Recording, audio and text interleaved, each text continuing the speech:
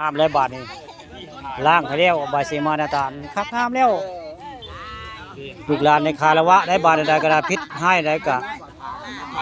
ให้อยู่ดีมีแฮงทุกคนได้สิหาอย่างยากได้จะเฮียทางก็ได้ลูกหลานจะก็เห็นเนาะเห็นความงามให้คนหูจักว่ามีเพิ่นอยู่นี่มองนึงใบที่9มีสิ่งศักดิ์สิทธิ์อยู่นี่อาจจะมีได้ที่จะทางเนาะ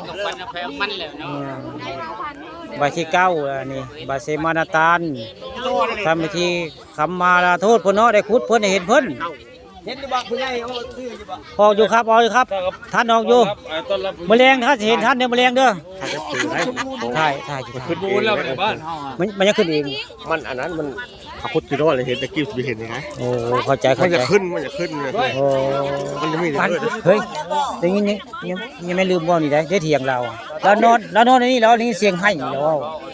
แม่นดูเสียงฮอดเสียงแห้งเรานอนลูกเบิ่งประเดี๋ยวแจ้งบ่มีหยังเรานี่ยังไม่ลืมได้เว้าเจ้าอันเขาอยู่ที่เขากินเขาสงสัยเพิ่นหูจักหูจักว่าไทยบ้านสิให้เพิ่นได้บุญให้เพิ่นตามเพิ่นนี่ไม่ลืมมานอนนี่เป็นพื้นเฮามึงเอาย่างไว้เสียงให้ไม่ลืมบ่ดีนี่แล้วนอนอันนี้ไม่บ่อยฟังมือสิหาหลังหั่นล่ะหามือให้หลังเราเอาเสียงให้ซึ่งนี้ล่ะเสียงผู้ใดเสียงคนให้แล้วเว้านี่มองนี่ล่ะไม่ได้มีเด้ก็เป็นเสียงคล้องแล้วเว้านี่เสียงคล้องกับเสียงคนหลายแล้วเว้า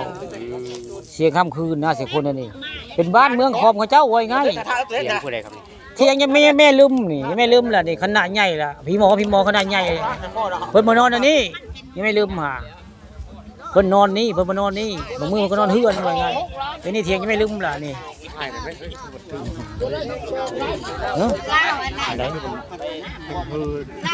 ไม่ก็มาดึงเพชรนั่นแหละไม้นั่นแหละปังงานเห็นในบ่อเล็กท่านเชียนป่าเชียนตึกเฮข้างหน้าคล้ายๆเขาเป็นตัวหนังสือเป็นตัวหนังสือมาใส่ดิเนาะรอสละเลขนี่บุคคาพอทำเลือดหาตะเลขเลยบุคคาสิเฮ้ยเลขดังก็บอกเลยเด้อจะได้ซื้อนำจะได้ซื้อนำดอกว่าเขาว่าจะเป็นเศรษฐีคนใหม่คือพญากบนี่เศรษฐีคนใหม่แล้วพญากบมาถึงรางวัลที่1ได้เรา6 ล้านดู12นี่12บ่เฮ็ดของงามนี่สิให้เจ้าเนาะให้ห้องน้ำไว้เนาะอยากคือนี่แหละใบเสมานาตาลใบที่9คนพบมือทำบุญได้ทำบุญให้เพิ่นมื้อนี้ทำบุญให้ใบเสมาเห็นอีกใบที่9งามได้ใบนี่สมบูรณ์แบบแฮปปี้เอนดิ้งงามใบเสมาบ้านนาตาลตำบลนาตาลอำเภอเตางอยเขตปกครองของท่านผู้ใหญ่เวทบ้านนาตาลล่ะ